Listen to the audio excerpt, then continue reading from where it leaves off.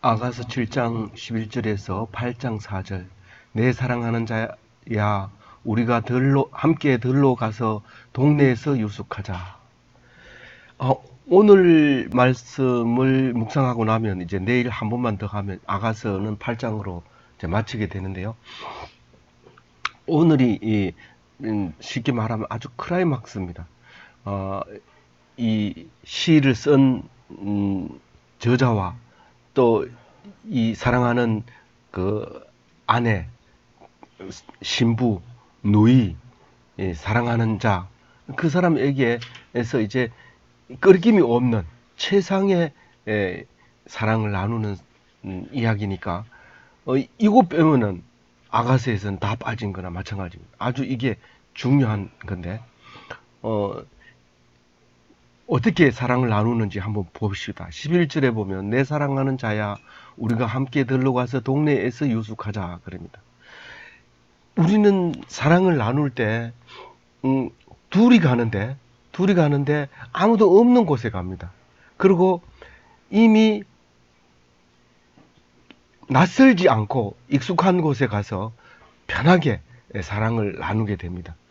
이 내 사랑하는 자야라고 얘기하면 내용은 정확하게 안 보이지만요, 이게 남자가 신랑이 신부에게 하는 메시지인 게 분명합니다. 그러니까 우리가 아무데도 방해하지 않는 곳, 외롭지 않는 곳에 가자. 둘이 사랑만 맞으면 항상 그곳을 찾죠. 둘만 있는 곳. 이제는 뭐 그게 찾기 어려우니까 공원에서도 그냥 뭐 끌어안고 사랑을 나누지만 들로 가자고 얘기를 하고 있습니다. 여기서는 방해받지 않는 둘만 있는 곳. 그러나 옛날에는 그 들에는 혼자가 있으면 외롭죠. 쓸쓸하죠. 근데 둘이 있기 때문에 그거는 참 복된 곳이고, 우리가 다른 말로 표현하면 그 신랑이 예수님이라면, 그 신랑이 하나님이라면 그건 천국이죠. 하나님이 계시는 곳, 그게 되는 거죠. 그래서 유숙할 준비를 다 돼가지고 있어요. 동네 가면 어느 동네든지 손님이 오면 재울 수 있도록 시설이 다 돼 있습니다. 그래서 그 동네에서 유숙하자 그렇게 얘기를 합니다. 12절에 보면 우리가 익숙한 이야기인데, 우리가 일찍 일어나서 포도원으로 가서 포도 움이 돋았는지 꽃술이 퍼졌는지 석류꽃이 피었는지 보자. 거기서 내가 내 사랑을 내게 주리라 이렇게 얘기하는데, 일찍 일어나는 것은 남들이 잘 때, 남들이 아직 깨기 전에 우리는 아무도 모르게 일찍 일어난다. 우리 연애할 때 아침 일찍이 시계를 맞춰놓고 남들이 잘 때 누가 뭐라 하면 시계 잘못됐네 이런 그렇게 핑계 대려고 생각하면서 맞춰놓고 일찍 일어나서 멀리 있는 애인을 만나러 가는 그런 모습을 우리가 볼 수 있습니다. 그래서 일찍 일어나서 어디로 가느냐면 사실은 직장을 가는 거예요. 원래는 이게 목축업을 하고 있지만은 지금은 포도원으로 가는 겁니다. 여기 사랑하는 여자도 포도원 얘기를 자주 하지만 포도원에 하는 게 자기 주 일입니다. 그래서 포도원에 가서, 포도원에 왜 가냐? 일하러 간다. 어떻게? 포도에 움이 돋았는지, 꽃술이 퍼졌는지, 석류꽃이 피었는지 이 기회를 놓치면 안 됩니다. 적당하게 꽃을 따줘야 되고, 적당하게 가지를 쳐줘야 되고, 퍼졌는 데 따라서 이제 적당하게 손질을 해줘야 되고. 그래서 꽃술이 퍼지는 것은 벌써 이미 수정이 다 돼가지고 꽃을 손질 안 하고 가지만 쳐주면 되고, 움이 돋으면 그 양지 쪽에는 움이 돋았고 이러니까 그것을 쭉 봐놔야지 그 생장기에 어떻게 추수할지를 보는 거지. 느닷없이 가을에 가서 추수만 하려고 대들면 그 덜 익은 것도 있고 너무 농익어서 못 써버리는 것도 있고, 그래서 계속 가서 봐야 됩니다. 근데 직장에 가는 것처럼 하지만은 사실은 내 사랑을 내게 주리라. 거기서 사랑하겠다는 거죠. 어디서? 그 직장에서요. 그 직장 연애를 하겠다는 거예요, 이게. 그러니까 님도 보고 뽕도 따고 그런 거예요.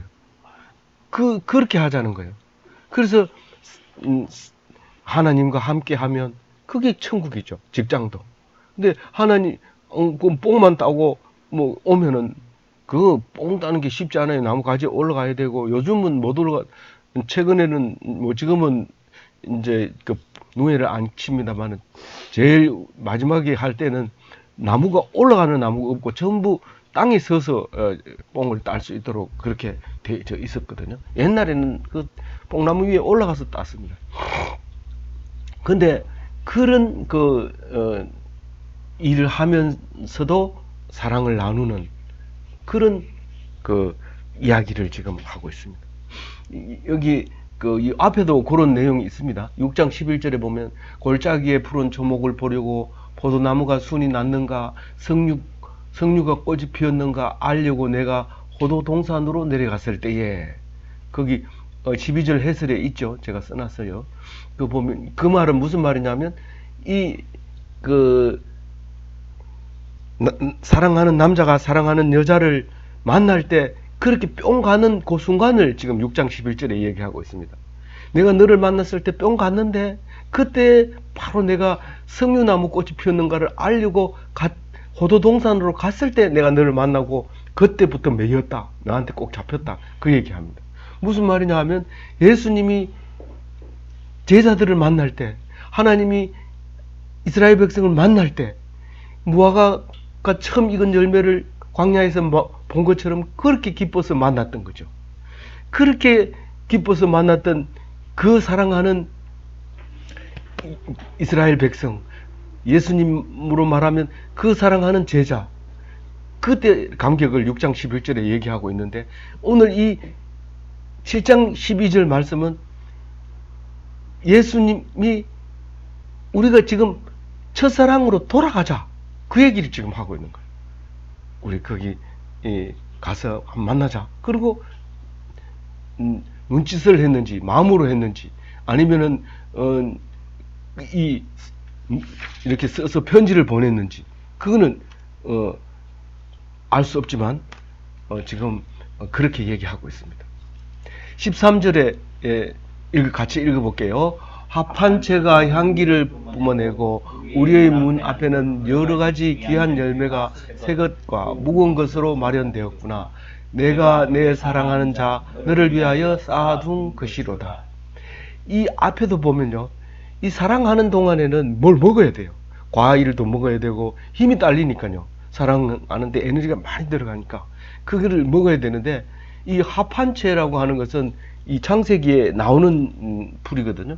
이거는 가지과 열매가 자주색으로 열리는 가지과로 분류되는 채소인데 뿌리는 꼭 인삼처럼 생겨가지고 또 다르다고 해요. 그래서 이게 성욕 정진제도 되고 수태력 정진제로 이렇게 알려져 있었는데 그 창세기에 나오는 것은 이제 레아하고 라헬 이야기가 나옵니다. 이 야곱을 두고 두 자매가 이제 부인인데 그 라헬은 잘생기고 야곱이 좋아하는 라헬 때문에 레아는 시집을 가죠. 언니인데 먼저 이제 시집을 가게 되고 나중에 라헬까지 얻게 되는데 그 레아는 벌써 자식을 많이 낳았어요. 그리고 그 종도 자식을 낳고 근데 라헬이 도저히 자식이 없어서 라헬 종도 자식이 있고 레아 종도 자식이 있고 레아도 자식이 있는데 라헬만 자식이 없었어요. 그래서 노심초사하고 있는데 제일 마지가 그러니까 레아가 낳는 제일 마지가 합한채를 얻어가지고 옵니다. 구해가지고 옵니다. 그러니까 라헬이 그걸 보고 합한채를 달라고 합니다. 그러니까 레아가 안 준다. 네가 내 신랑도 뺏어갔는데 사실 뺏어간 게 아니고 자기가 뺏어갔지만 어쨌든 자기는 말은 그래요. 지금 라헬 있는 데만 가가지고 지금 다윗이 살고 있는 거예요. 그러니까 이제 레아가 안 준다 그래요. 합한채를 안 준다. 왜 내 아들이 가져왔는 것까지 네가 달라 하느냐. 네 욕심도 많다. 네 신랑도 차지하고 있고 합한채도 달라 하냐. 이러니까 라헬은 지금 급하거든요. 그러니까 그걸 주면 내가 남편을 어느 정도 주겠다. 그렇게 합니다. 그러면 이제 레아가 알았다 그러고 합한채를 라헬에게 주고 그 레아는 신랑이 오니까 누구죠? 야곱이 오니까 오늘 저녁에 나는 합한채를 주고 당신을 샀다. 내 방에 들어와라. 이래가지고 아들을 둘이 낳습니다. 레아가. 둘을 낳고 그 다음에 또 딸까지 낳아요. 그 딸 이름이 디나입니다. 그 디나 잘생긴 디나거든요. 그래 놓고 나서 라헬에게 하나님이 축복해 줘서 아기를 낳는데 그게 요셉이거든요. 그게 합한체가 그런 이제 그걸 가지고 있어요. 여자에게 좋은 건지 남자에게 좋은 건지 그건 기록하지 않지만 이건 아마 여자에게도 남자에게도 다 필요한 것 같아요. 여자는 수태를 정진하고 남자는 성욕을 정진하는 그런 나물로 채소로 알고 있었던 것 같아요. 그래서 그게 합한체가 풍겨내면 우리의 사랑은 뜨거워지죠. 그게 뭐 안 그럴 리가 없잖아요. 그건 좋은 자리에 가면 문만 열면 먹고 싶은 열매가 가득 담겨 있어 준비가 돼 있어요. 누가 준비했다고 그래요? 그 남자가 사랑하는 사람이 그걸 이미 이 사랑을 위해서 준비해 놓은 거예요. 문만 열면 있어요. 그리고 또 뭐가 있다고요? 묵은 것이 있다고 그랬어요. 여기서 뭐 귀한 열매하고 묵은 것하고 대치가 안 되잖아요. 이건 주로 견과류로 봐야 돼요. 견과류는 오래 놔둬도 먹을 수 있는 거니까 뭐 겨울에도 먹고 여름에도 먹고 하는 게 견과류가 또 있어야 돼요. 꼭 필요한 스테미너 식품으로 필요한 거죠. 그래서 이 사랑하는 신랑은 신부를 위해서 이미 다 준비해 놓고 직장에서까지 준비를 싹 해놨습니다. 우리가 이것을 읽으면서 하나님 신부 대신 우리에게 신랑 대신 예수님께서 다 준비해 놓고 천국을 만들어 놓은 거예요. 우리가 그걸 눈으로 열지 않고 믿음이 없어서 안 보이고 사랑이 없어서 모르니까 그렇지. 예수님과 사랑하기로 작정하고 마음만 먹으면 온 천지가 나를 위해서 사랑을 위해서 준비해 놓은 몇 가지들이 있습니다. 그를 오늘 보여주고 말씀하고 계시는 거죠. 하나님은 쉬고 계시는 것처럼 보일지라도 내 모르는 사이에 준비를 싹 해놓고 행복을 위해서 엄청난 준비를 하고 있다는 것입니다.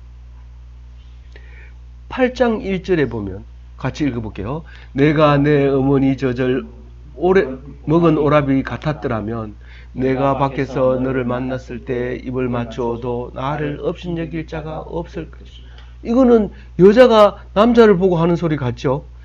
네가 내 어머니의 젖을 먹은 오라비 같았더라면 내가 밖에서 너를 만날 때 입을 맞추어도 나를 업신여길 자가 없을 것이라. 아직도 이것을 읽으면서 무슨 건친상간인가 이렇게 생각할, 이게 같았더라면 이 말이 틀립니다. 이게 번역할 때 그걸 우리나라 정서에 맞게 바꾼 거예요. 같았더라면 단어 원어가 없어요. 오라비라면입니다.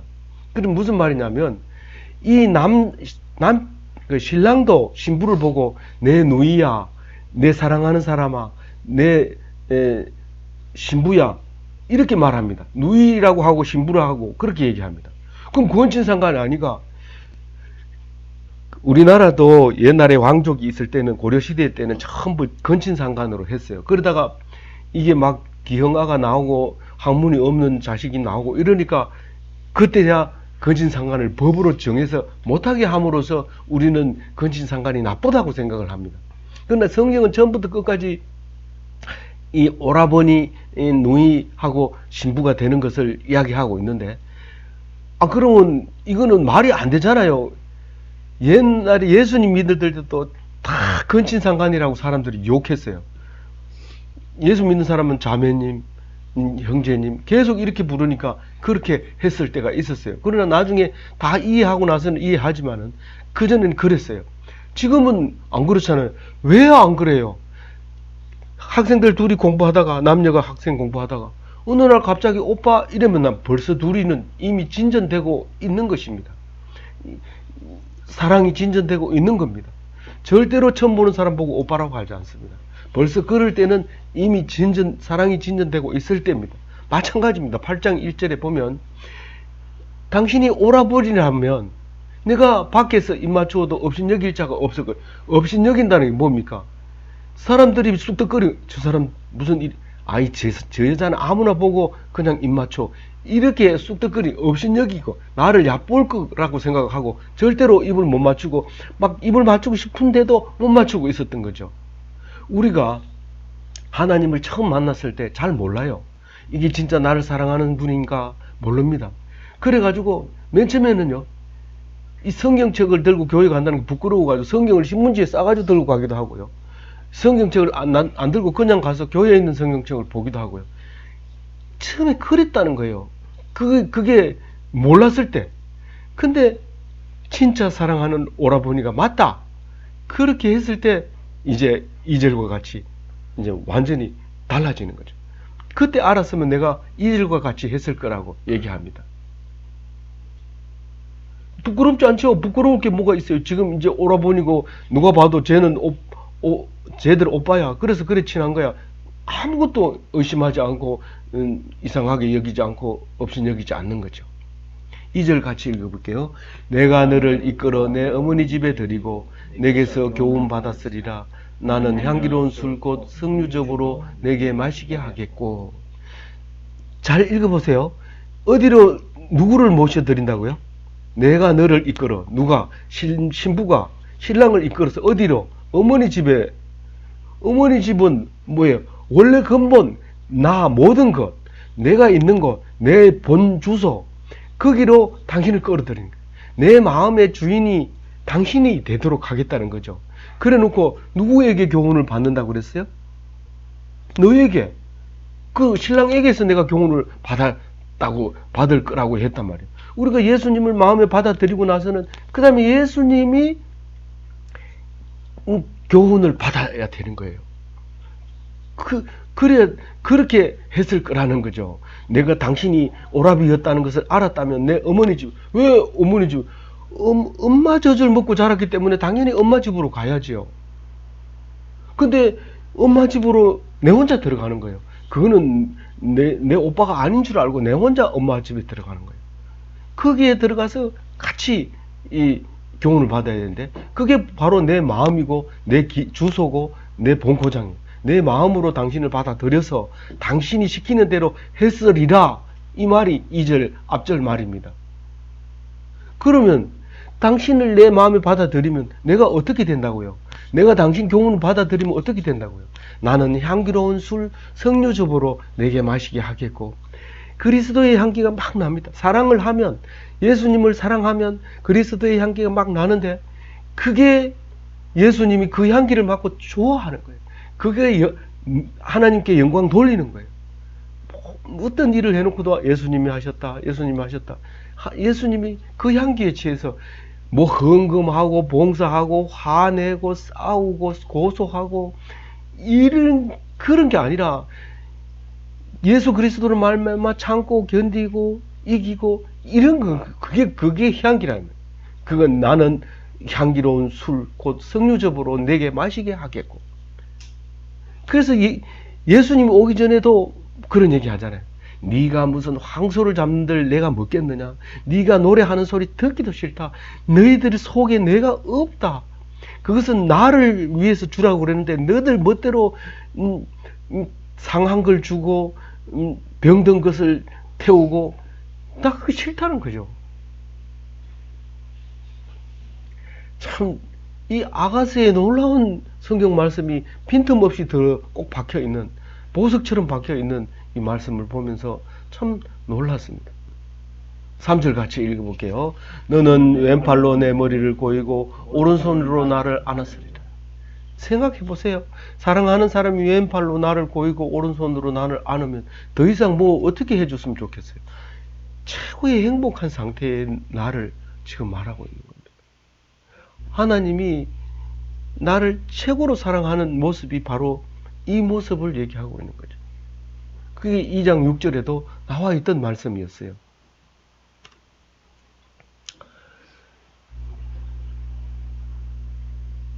뭐 그 구체적으로 설명 안 해도 우리는 충분히 이런 행복한 시간을 가질 수 있을 거라고 생각합니다. 예수님을 만나고 예수님을 모시면 충분히 이와 같이 행복할 거라고 생각합니다. 누가 뭐라 해도 걱정이 없어요. 누가 잡아간다고 그래도 걱정이 없고 강도가 들어온데도 걱정이 없어요. 우리는 그 품 안에 안겨 있으면 그거보다 평안한 게 한 게 없어요. 전에는 옷을 못 입고 잤어요. 근데 남편이 있는 순간에는 그 둘만 있는 집안에서는 발가벗고 있어도 상관없어요. 4절 마지막 절 같이 읽어봅니다. 예루살렘 딸들아 내가 너희에게 부탁한다. 내 사랑하는 자라가 오늘 저는 흔들어 깨우지 마요. 이 말이 2장 7절에 3장 5절에 두 번이나 나와요. 무슨 말이에요? 그 2장 7절 3장 5절에는 이렇게 적어놨어요. 한번 읽어볼게요. 오른쪽 제일 밑에 예루살렘 딸들아 내가 노루와 들사슴을 두고 너희에게 부탁한다. 사랑하는 자가 무언하기 전에는 흔들어 깨울 마. 이것만 읽으면 무슨 말인지 몰라요. 이게 1인칭이 누구고 2인칭이 누구고 이게 들사슴은 누군가 모릅니다. 근데 이거를 여기서 읽어서 다시 읽으면 노루와 들사슴이 사랑을 나누고 있는데 너희들 깨우지 마라. 누가 사랑하는 자가 사랑을 누가 하는데 그게 남자잖아요. 예수님이잖아요. 예수님의 뜻대로 하겠도록 나는 맡겨놓고 있는 거예요. 근데 그걸 방해하는 많은 사람들이 있습니다.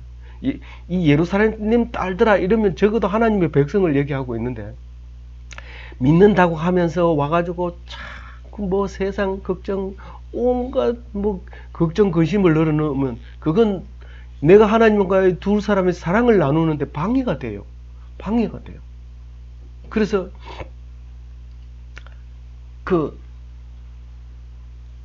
깨우지 말라는 거예요. 네가 예수님이 하라 할 때 하고 하라 하는 소리 안 하거든 하지 마라. 절대적으로 비동적으로 살아라. 너희들이 잘하려고 멋대로 아침이 됐으니까 일어나야지 이러고 깨우지 말라는 거예요. 능동적으로 하는 것은 다 혼나는 일이고 야단칠 일이다. 그러니까 절대로 깨우지 마라. 그 두 사람이 자는데 내 사랑하는 자가 원하기 전에 흔들어 깨우지 말지니라. 무슨 말입니까? 이건 그 말이에요. 다른 말이 아니에요. 오직 예수님께 모든 것을 전적으로 맡기고. 그래서 사실 오늘 아가스를 읽으면서 이 솔로몬에 대해서 다시 보게 됩니다. 솔로몬은 하나님에 대해서 그렇게 강조하지 않고 특히 아가스에서는 하나님이라는 단어가 하나도 안 들어가는데 이 속에서 하나님의 사랑이 구석구석이 박아넣는 거예요. 박아넣는 거예요. 그래서 참 놀라운 말씀입니다. 그래서 앞으로 아가스를 자주 읽어야 되겠다 그렇게 생각하는데 아가스가 너무 이게 난해해서 사람들이 이상하게 여길지도 몰라서 그것도 좀 조심해야 되겠다 하고 생각하면서 오늘 아가스를 합니다. 정상적으로 하려면 이제 8년 뒤에나 아가스를 하게 될 텐데 그러면 나이도 많아서 이게 감이 잘 안 올 것 같아요. 이게 무슨 말인가 그럴 것 같습니다. 어쨌든 오늘 말씀 속에서 13절에 보면 내가 내 사랑하는 자 너를 위하여 쌓아둔 것이라.